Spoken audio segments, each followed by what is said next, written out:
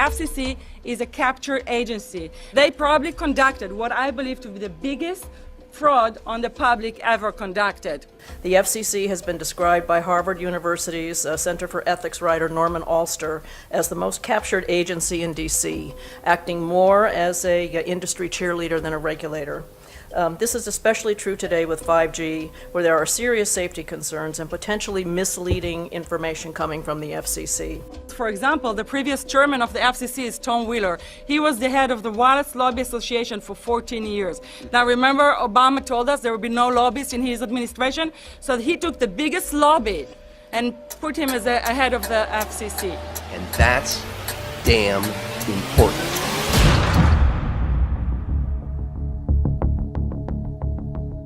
In 1993, the FCC started a rulemaking to adopt the IEEE regulations on this issue.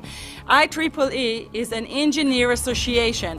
Why is it that we adopt regulation of engineers who maybe know how to measure this radiation when it's passing a wall, but not when it's passing a body?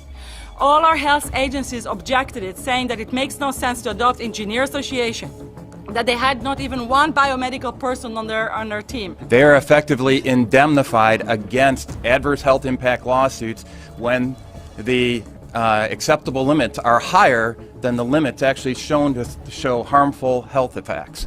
The FCC guidelines were developed for short-term exposures, 6 minutes, 30 minutes, depending on it's a phone or an outdoor exposure. And they have absolutely no connection to the biological effects that have been very clearly summarized in the Bio Initiative.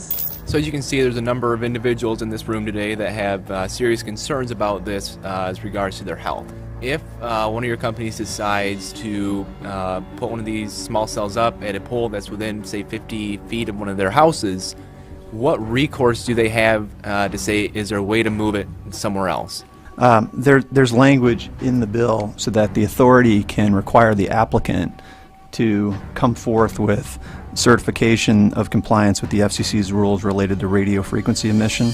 Remember that denial of request or denial of permit request that you can put in? It's going to point back to the acceptable levels as determined by the FCC.